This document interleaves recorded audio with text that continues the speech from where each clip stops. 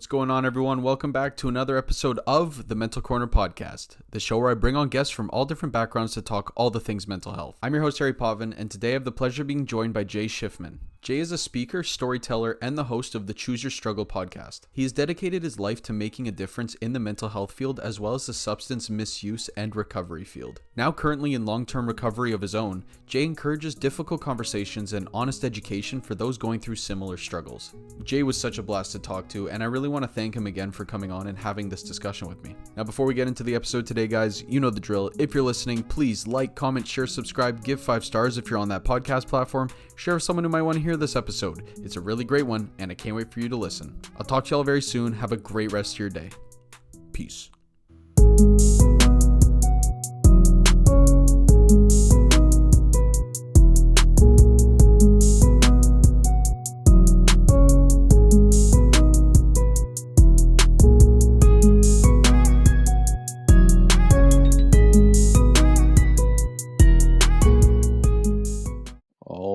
We are good to go. Jay, what's going on, man? Thanks so much for coming on. I'm doing all right, man. Thanks so much for having me. Excited to chat. Always happy to talk about the issues of mental health, substance misuse and recovery, and drug use and policy. That's what gets me out of bed every morning. I love it, man. Let's get right into that. So before we get too deep into anything, I wanted to get to know you a little bit better. So where does your whole story, this is a super broad question, but where does your whole story start? Well, in the literal sense, the answer to that question is in Cincinnati, Ohio in 1986. I was born in Cincinnati, born and raised, the oldest of 4 boys. But I think the more appropriate answer, place I usually start it, is when I was diagnosed with ADHD as a preteen in the late 90s. Mm-hmm. So when you were diagnosed with ADHD in the 90s, was it really something that was talked about that early on? Because, mental health is still, kind of a new topic in main society. So when you were first diagnosed, what was kind of like the reception from you, your friends, and your family? Yeah, yes and no. So mental health broadly, you're right, man. I mean, we're still fighting that battle, right? And sure, things have gotten better, but it's sort of as great as we've made progress in some areas, we're exactly in the same spot in others. That being said, this was the time of the great ADHD awakening. And these are stats I like to drop a lot. When I was born in the mid 80s, the number of young people in the United States treated for ADHD was just south of 400,000. To put that in perspective, by the time I was diagnosed in the late 90s, just a decade later, that number had exploded to over 2 million. Wow. And right, wow is a good way to put it. And just put that in even more perspective, I gave those figures once on stage, and a woman came up to me afterward and said, "Well, thank God we're not doing that anymore." And I said, "Lady, I hate to be the bearer of bad news here, but that number is now 4.5 million. Over 2 times as bad." So this is a diagnosis that exploded in the late 90s, and with it, of course, came the explosion of different medications to treat this, and that's really the focus of my story. The explosion obviously is really important, and to put some more facts around this, this was something that's been studied a lot more in sort of, I'm 35, so our generation has been the focus of this, but we now know that over 50% of those people, young people who are treated for ADHD, ADD, anything under this umbrella, will go on to struggle at some point with substance misuse. And now that can be as small as binge drinking. I don't want to say small, that's really the wrong word, but it's sort of common as binge drinking, all the way up to my story, the very uncommon full-blown medical addiction. So this is something we're seeing a lot of, and it's a sort of a topic of study that's now getting a lot of focus, and we're going to hear a lot more about this in the next, I would say, decade. Yeah, for sure. So in your experience, for your substance misuse, where did that start? How did you get into that? Yeah, so for me, it started with that diagnosis. So sort of to help understand a little bit more, I was diagnosed again as a preteen. And now we all remember what else is going on in our bodies at this time: puberty, right? Mm. And so puberty, we remember as the voice changing, all that kind of stuff. But what's also going on is rapid brain development. And if you take a young person who does struggle with some mental health stuff, I've had depression and anxiety my whole life. I have OCD. These are things I generally can manage. But when you take that, you then add it to the point where we're all going through puberty and where massive changes are happening in the body. And on top of that, you put on loads of chemicals. I mean, for an 11-year-old, I was on a lot of pills. And, for more context there, of course, these prescription drugs are not the same as, I don't know, going and shooting up in the bathroom. But at the same time, chemically, our brains really don't differentiate between the two. It's not like our brain knows, oh, heroin is bad and Ritalin is good. That's a false dichotomy that does not exist. And so you kind of create this perfect storm. And unfortunately for me, instead of seeing this perfect storm for what it was, my therapist gave it a new name, and he called it bipolar disorder. Now, I didn't have bipolar disorder. And unfortunately, as we know, when you give someone medication for something they don't have, bad things are going to happen. For me, what that did was sort of light a fire under all these pre-existing conditions. So my depression and got worse, and it sort of in my body's desire to heal itself, I developed mania, and my OCD tendencies just skyrocketed. And so what is sort of perverse about that is then my therapist saw these things and went, oh God, my diagnosis fit him perfectly, not realizing that he had sort of created this problem. And to answer your question directly, though, by my late teens, I was on medication for my ADHD as well as my bipolar disorder. And I'm using quotation marks for anyone just listening. And those I quickly developed issues of misuse and eventually addiction to. Man, that when you said that you were misdiagnosed, that actually happened to me as well. Like when I went into therapy and I went to the doctors, I was looking for answers. They originally labeled me as dealing or living with psychosis, which Hmm. was That's not what I was serious. dealing. Yeah, it's serious. It's not what I was dealing with.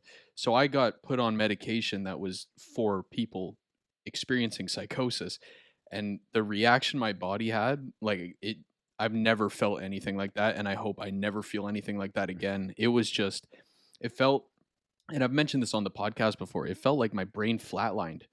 It was Mhm. just I don't think my body knew how to react to it. Yeah. So first off, I'm really sorry you had to go through that. That is awful. For those listening who are like, "Wow, what a coincidence!" No, this is very common, unfortunately. And I think the third and most important point there is this is an example I always give, and I'm glad we're kind of getting to this early. My aunt is recently in remission from cancer. Thank God. Knock on wood. All that kind of stuff. Right. Now, for her and her treatment, every step of the way, every surgery or every decision not to get surgery, every medication, every procedure, she got third, fourth, and fifth recommendations. She got other opinions. And that's very common with physical issues. Unless it's an emergency, then they do what they have to do. But when you're talking about these big diagnoses like cancer, we get other opinions. That's just common practice. And yet, when it comes to mental health diagnoses, the last figure I saw, and this is changing rapidly, was that 88% of people take their first diagnosis face value. And I can't even imagine if that was the same with physical health. I mean, that would be something that would be on the front page of every single newspaper, right? We would have Mm. misdiagnoses of cancer literally 100 to 1,000 times a day. And yet, that's what's happening with our mental health. And so one of the things I always tell people when I speak, when I'm interviewed, is it is okay. And not only is it okay, but it's preferred if you get a diagnosis like this, say, thank you, that's a very serious diagnosis. I'm going to go get a second opinion. And if they concur, I'll be back and we'll figure this out. Do not take them for face value. Don't be afraid to hurt their feelings. Go get another opinion, because this, as you're hearing from the two of us, will change your life.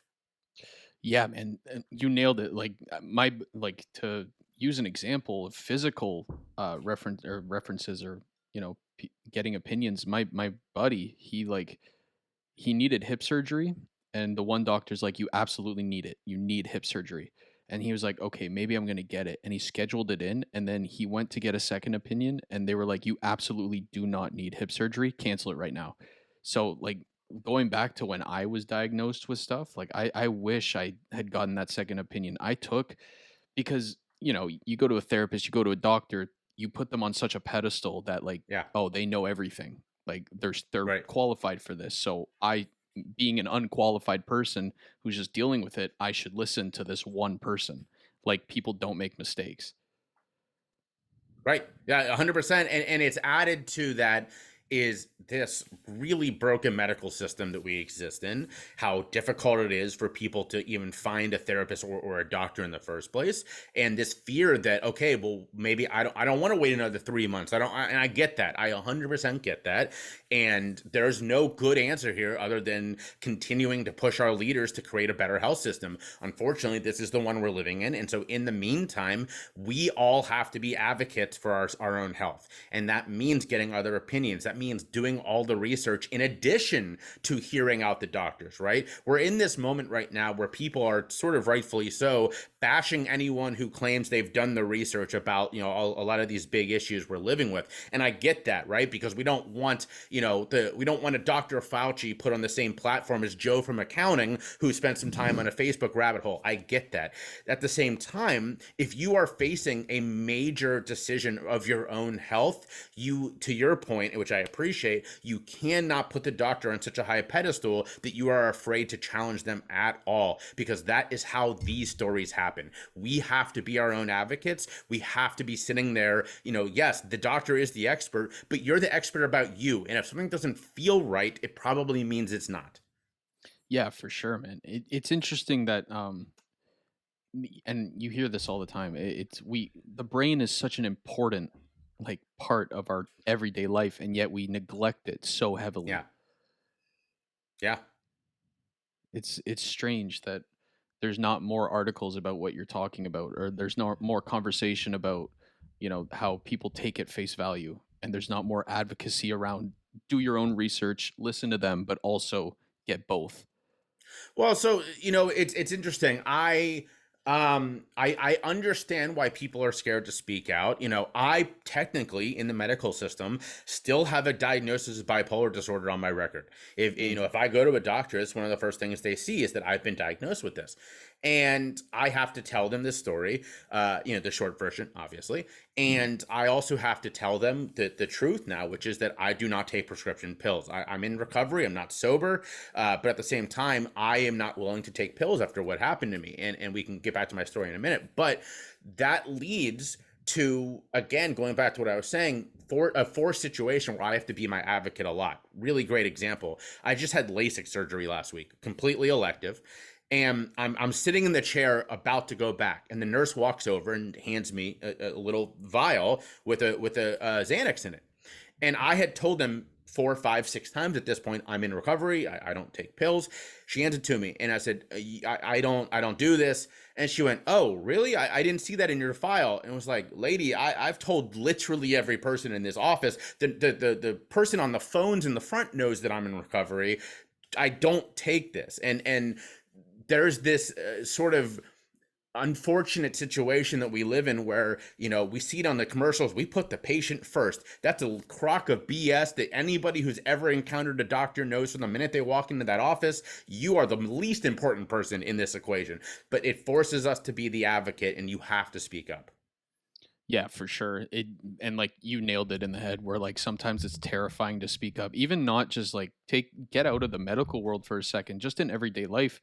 Like when you're experiencing an off day and you're like having, maybe a low point in your day, and you don't want to go outside, you don't want to do anything, it's impossible. Well, it seems impossible to be like reaching out to friends that you made plans with or teachers or anything and being like, hey, listen, like I'm having a really shitty day. Like, Yeah. just outside in the everyday world, it's terrifying to be your own advocate. Yep. It is. And I think that that's why it's so important that people like you and I do what we do to keep raising awareness and helping educate people on how they can be better resources for everybody else and for Yeah, man, themselves. for sure, for sure. So I wanted to get back to your story for a second, because you mentioned something just now. You were in rehab, but you weren't sober. What did you mean by that? Yeah, so really quickly to finish my story, in by my early 20s, I am completely physically and mentally dependent on multiple of my medications, and I say that to be very clear. We toss the word addiction around a lot, and in fact, it's a very small percentage of people who struggle with misuse that are full blown medical addiction. I had it. It is by some measures as small as 4% of people who use substances. It's a very small number, but we conflate all misuse as addiction, and that could not be further from the case. So Mm. I'm struggling with full blown addiction, and I'm not getting better. And so in the summer of 2009, I did something very stupid, and I attempted to take my own life 2 days in a row, in the span of just over 24 hours. The second day, I accomplished in sending myself into overdose.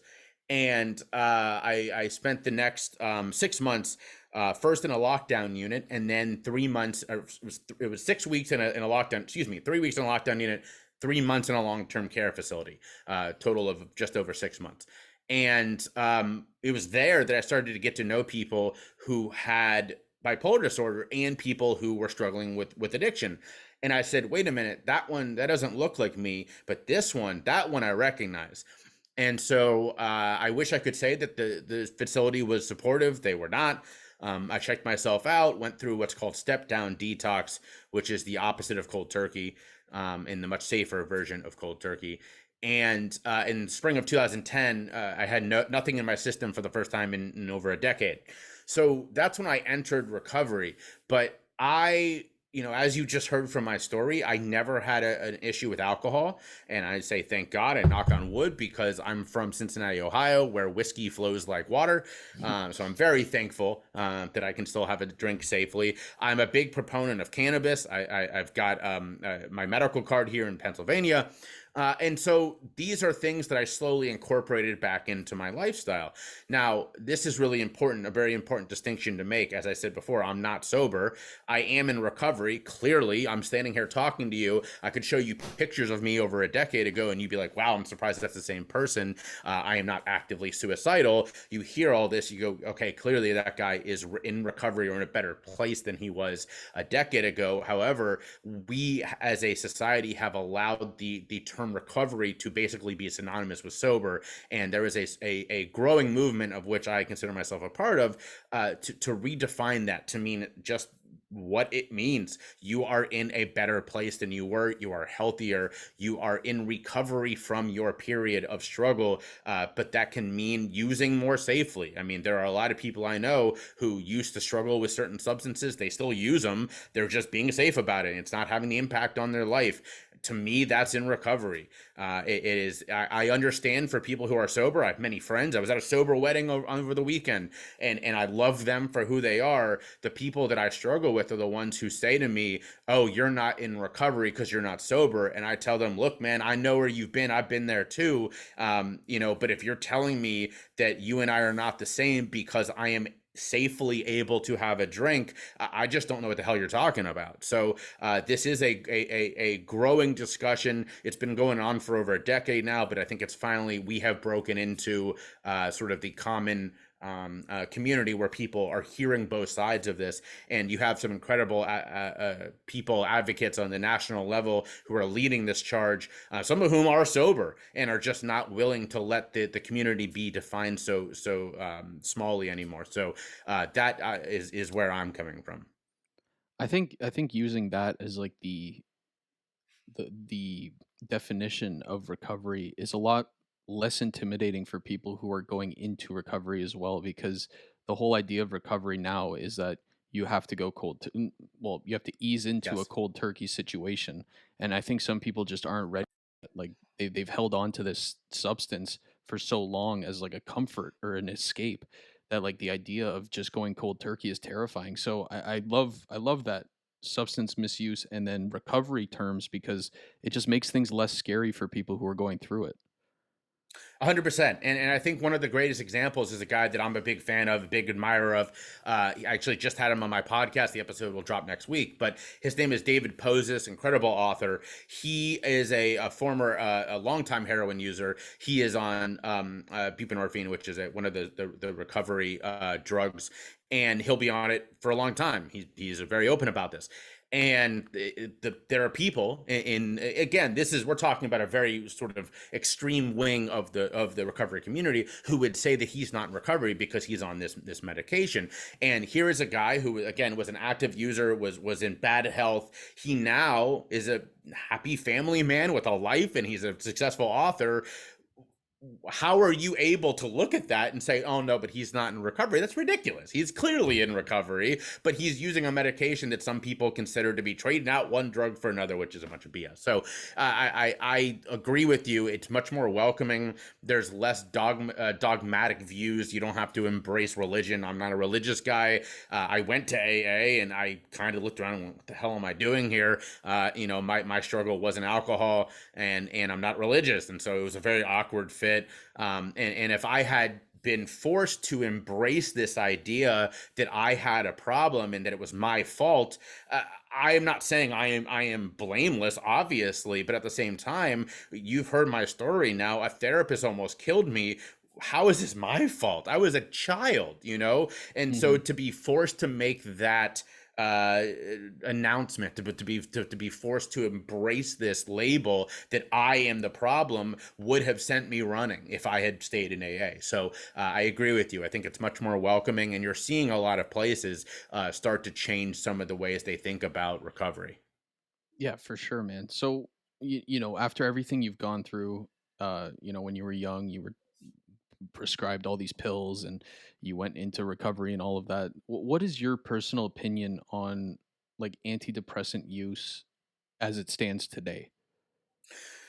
Yeah, so I want to make it very clear I'm not anti-drug. I think these things can be very helpful. I think they're wildly overprescribed. I know a lot of friends, and this is firsthand experience, even my own experience in this way, where it's been a substitute instead of a companion. And what I mean by that is, you go to a therapist, you're feeling down, maybe you're depressed, or maybe you're diagnosed with depression, and instead of saying let's work through this, and then maybe 5, 6 sessions down the road, we'll give you some pills. It's great. Here are some pills. Come back in a couple of weeks if things aren't working. Or here are some pills. I'll see you in a month and maybe we can talk about some stuff then. That's a problem. That's a problem for many reasons. Obviously, doing the work should always be number one. But also, a lot of these things, the side effect is right there on the bottle, is it's sort of before you get accustomed to it, can increase your symptoms. And there's so many horror stories I have of people around me, of friends who unfortunately have taken their own life because they were put on pills. It inflamed their suicidal ideation, and they weren't working with a therapist because the therapist was like, great, I'll see you in a month. That's a problem. Perfect. I love to tell this story. I went on a ride along just before COVID with a first responder who is the mental health first responder. And we went to 3 suicide calls that day. All 3, same one common denominator. They'd all recently been put on high doses of antidepressants or antipsychotics or benzodiazepines, something of that sort. And we're not working with a therapist. And so all 3 were having these increase of symptoms and didn't know what to do. And that to me is malpractice. I don't know what other way to put it other than to say that is malpractice. So I think these things can be very helpful. I am given a lot of hope by the fact that we're talking about this much more than we were a decade ago, but even more so, we're willing to try other things. You saw 2 places, DC and Oregon, that legalized psilocybin for therapeutic uses. Big supporter. I'm an open microdoser. My mood has been incredibly better since I started microdosing. The studies are showing that this is not rare. They're showing these incredible effects from microdosing, from even having real sort of what we would call, psychedelic experiences in a therapeutic office can help change the way that you think about some of the things in your life. And we're seeing this with ketamine. We're seeing this now with Molly. I mean, we're willing to open our minds, so pun intended, to other alternatives, and I just love that. I'm so excited about that. I'm actually talking to someone tomorrow about trying to set up a time for me to try psychedelic therapy. Very excited about that. So these are the things that are giving me hope. Yeah, I am very excited about the future of psilocybin. Before I because I kind of want to talk about that, but before I get into that, that whole thing that you were saying, where like you get put on this new prescription, and then the therapist says, "Good luck, see you in a month." Like I can relate to that heavily because I got prescribed when I got prescribed that first psychosis medication. I was off at a camping retreat for the swim team for the university when I first started taking it. So, that first week of antidepressant use, your hormones and your thoughts are all over the All place. over the place. You are Yeah. whacked out. And so I just remember like because I couldn't go talk to the therapist. We had no phones. We were out in the wilderness. I did not want to be there. And Right. so it was the worst experience. And there was one night where um, I had taken the pills, but I also couldn't sleep because I was so stressed out. So I took I I, I want to say it was like 40 milligrams of melatonin or something Hmm. like that. It was just an unnecessary amount because I was like, I can't sleep. And then I blacked out, and apparently I had just driven my car off to God knows where. And I came to like a couple hours later because my swim coach had like driven behind me and like pulled over with me. And she's like, "What are you doing?" And I just came to. I was like, "I have no idea."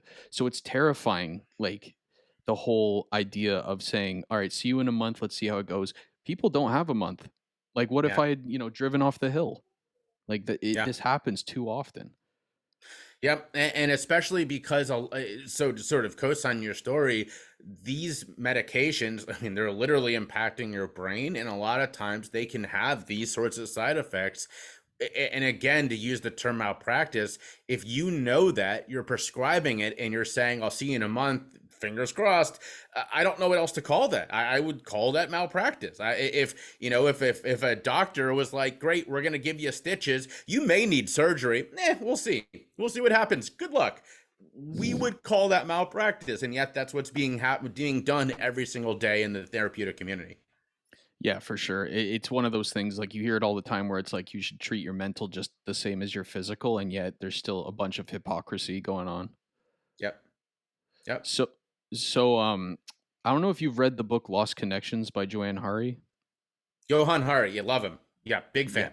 Yeah, that Yeah. book made me really open my eyes to because I was on antidepressants, of course, but then I got off them, and it really just opened my eyes to all the different alternative ways we can not use antidepressants, but all the alternative quote unquote antidepressants that are out there without being dependent on these pills and the things offered by the medical industry. So for you personally, like what worked for you? Like what were your best self care tips or best self care tricks? Whatever. What was working for you the best while you were recovering? Yeah. So again, huge Johan Hari fan.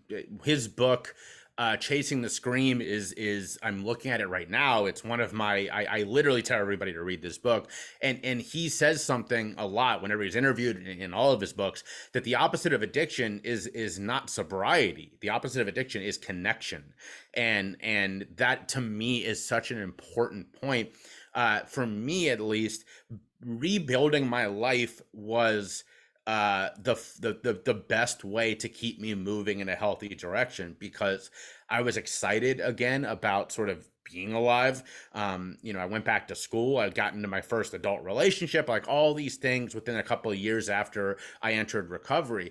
And so then it becomes one of those things where you just start putting one foot in front of another. Well, I've got today, and next thing I know, I look back and I've got a couple hundred days, right? And so now as an adult, I am super focused on my mental health. It is first and foremost, and that's something that I want to give a huge shout out to my wife because she is also along on this journey with me. Literally before our second date, before our first date, maybe I sent her a video of me the first time I ever spoke on stage, and was like, "Watch this. Tell me what you think. If you're not on board, I get it. I get it. I understand. I get it. But you have to know about this." And she was like, "I'm down." She was like, I love that you did this. I want to know more about your story." So we've been on this journey together, and that's both of us kind of launching ourselves into, well, let's try this. And she wasn't a big drug person, and she's microdosing with me now. It's let's take this time to really be focused on building this life that we want, and not be stuck in the life that's expected of us. I love that. I say this a lot. I love to call our generation, and I'm assuming you're the same generation as me, but millennials. I love to call our generation the Y generation, not as in like Generation Y, but in the WHY, because we're always the one going, but why does this have to be the case? Why is it that X? And a lot of times, I'm going to steal a quote from my dad here. The 6 most expensive words in business are, that's the way we've always done things. And it's just, that's sort of what our society is built on. We do this because our parents did it, because their parents did it. And then you go, but why? It's harmful, right? It's terrible. And so we as a generation are the ones turning around and going, stop, we're going to try something new. And we are living that every single day. And to be clear, that takes intention. It takes focusing on doing things the way that makes sense, the way that's going to be healthy, and not the way that's expected. And so I have multiple mindfulness practices that I do every single day to make sure I'm in the best place to be that guy. And this is something that, unfortunately, I spent years researching, because we as a society, we have equated mindfulness with meditation. And meditation is a brilliant practice for people who can do it.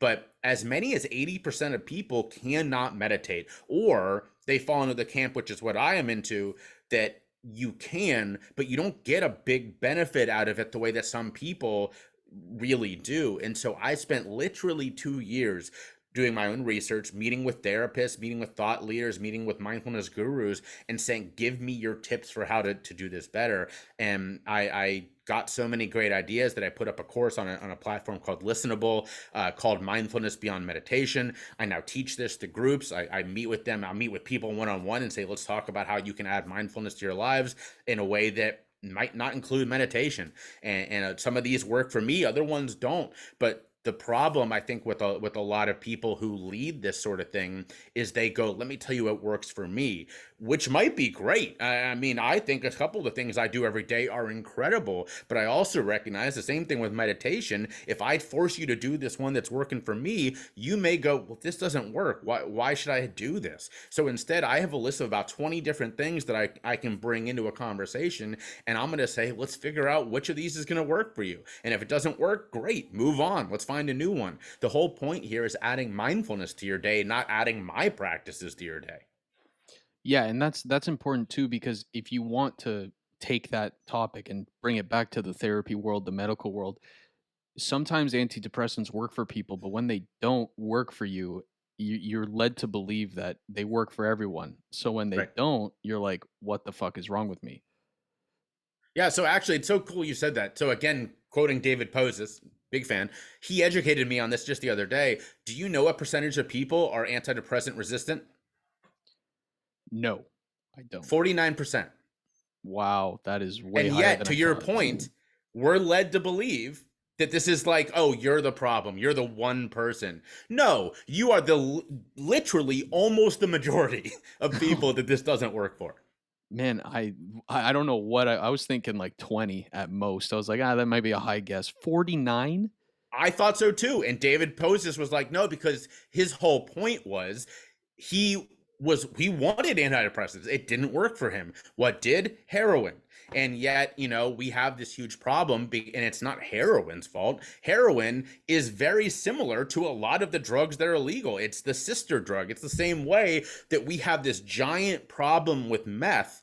And, if I told you that every college campus was overrun with meth, there would be congressional investigations. There would be all sorts of stuff. And yet, meth's sister drug is everywhere. Do you know what drug I'm talking about? Oh man, I wish I don't know. Adderall. Adderall. Adderall Yes. and meth are literally the same drug with one molecule different. That's it. And it's not that it makes it safer. It's that this one is sold by pharmacists, and because of that, you know you're getting straight Adderall. Whereas this one is sold by Jeff on the street corner. You may be getting meth. You may also be getting a bunch of fentanyl. You have no idea. So that's the only thing that's different. And yet one of these is wildly accepted and misused on every college campus in the entire world. The other one, if you get caught with it, you're doing real jail time. Doesn't make any sense. No, not at all. And I've known people who take like copious amounts of Adderall before exams and stuff, and then the next day they like can't speak. And I'm like, I don't know how I feel about this, man. Like, this is legal, and they're like, yup. I'm like, it doesn't look legal.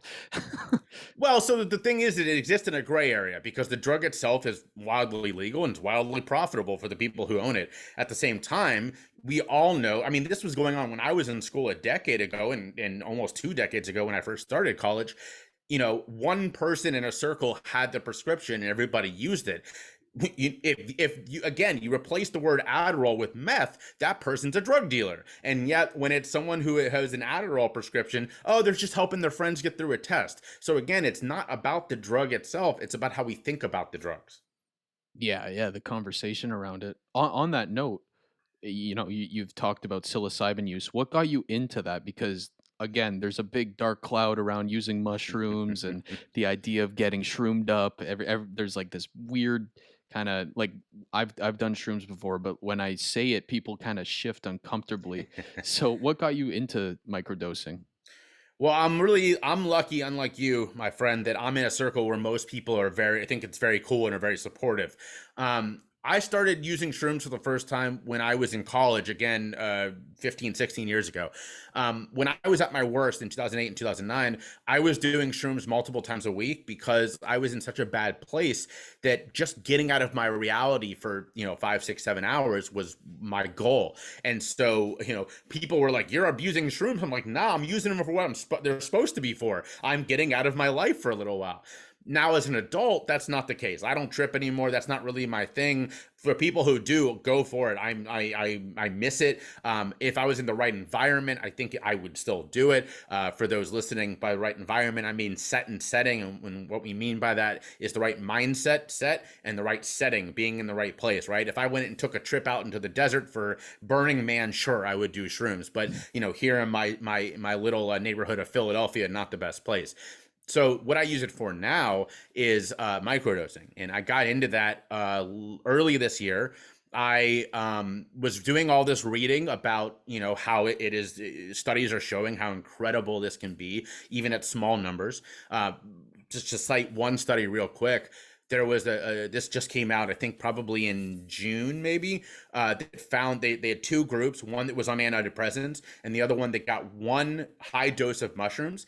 And 8 weeks later, the lowest rating of the people who took one shroom trip was the highest of antidepressants. And so just one trip can change your mindset. And this is why we're seeing this get legalized for therapeutic reasons in a lot of places. But me personally, I bought a kit off the internet that I grew mushrooms with here in my house. I know it's illegal. I'm saying it anyways. I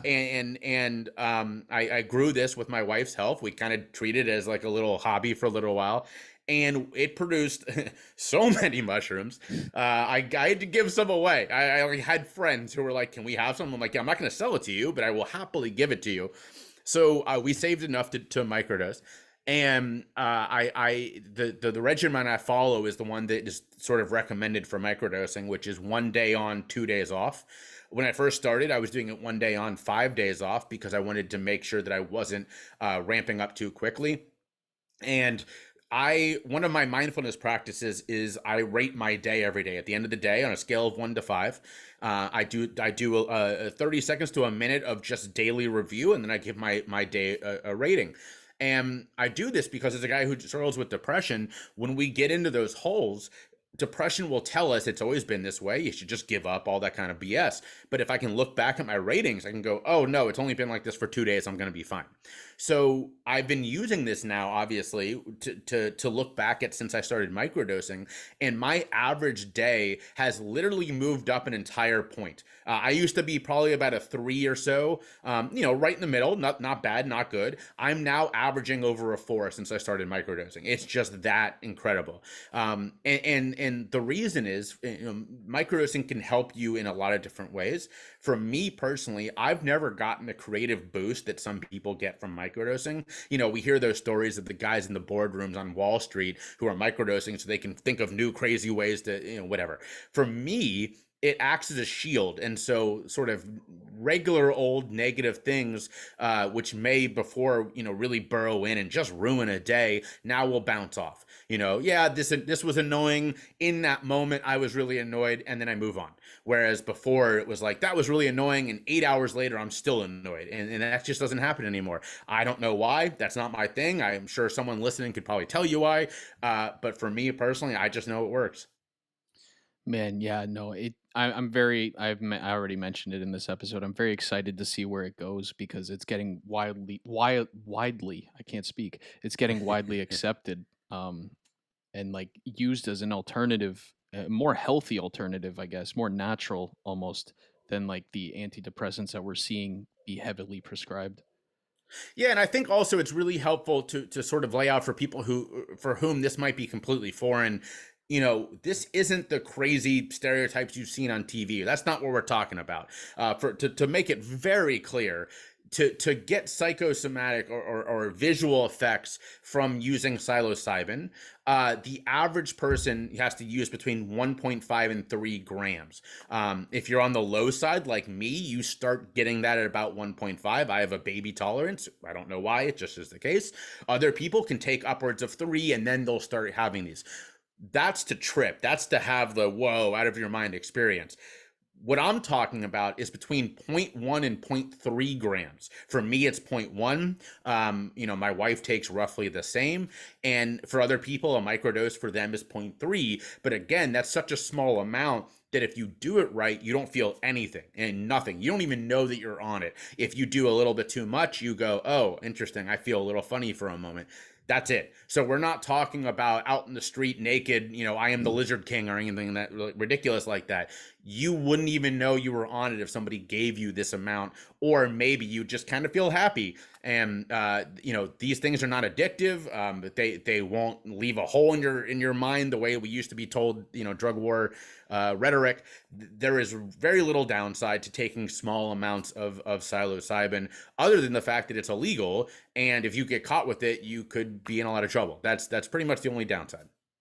Yeah, it's interesting you say that because myself, I and my friends, like, there's hesitancy to do microdosing simply because that idea of you're gonna trip out no matter how much you take is there. Like, Right. I don't want to sit here and be shroomed up every morning. It's like, well, it's not what that is. That's not what that is. It ain't gonna happen. A simple kitchen scale is what I use. $20 on Amazon. And just make sure that you start low and go slow, and figure out, what your top, where you start to feel it. Literally anything. And when I say feel it, I just mean you feel a little funny. It's not you're seeing stuff. And then go down a little bit, and there you go. That's your microdose.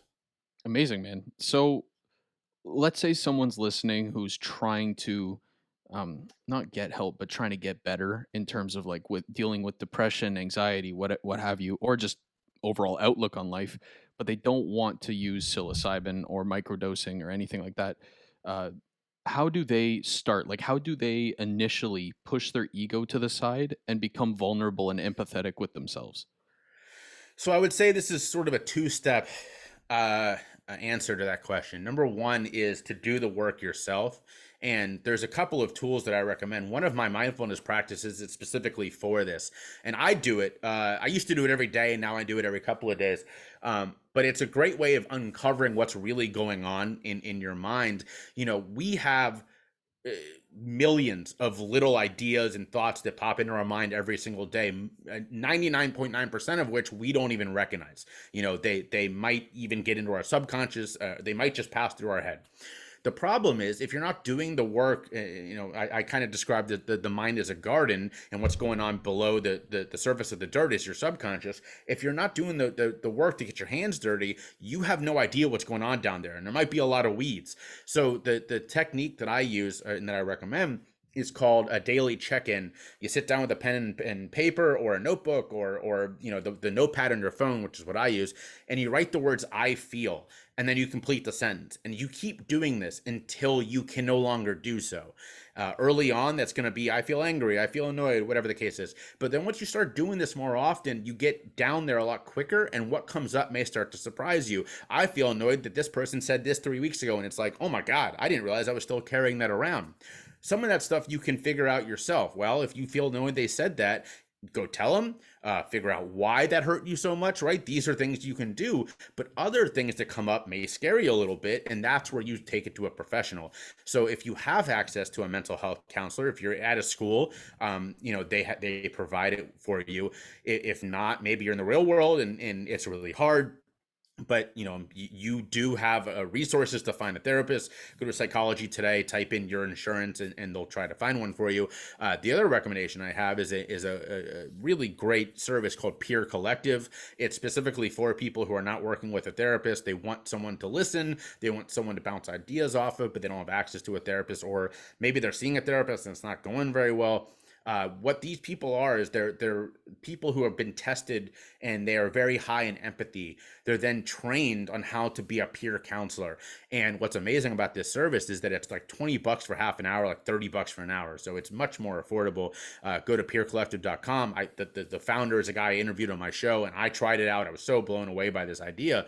And you take them these things and say, hey, this is what came up for me. What do you think about that? Now, some of them may say, hey, you know what? We all have thoughts. They don't really mean much. And that's true. We kind of give our thoughts way more weight than they need to be. As a guy with OCD, that's a lesson I had to learn the hard way.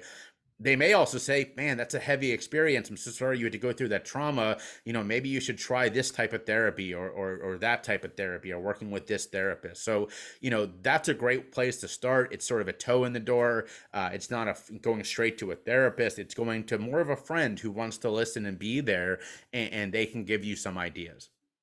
It's interesting that you say that because, thoughts, like you said, they hold so much weight when we internalize them, but at the same time, some thoughts that may be a bigger they may be a bigger deal when you say them than you were thinking. You're like, "Oh, it's not a big deal." And the people go, "Well, actually, that's pretty messed up." And then there's other thoughts where you're like, "This is a big deal." And they're like, "Ah, no." It's weird how the brain works like that.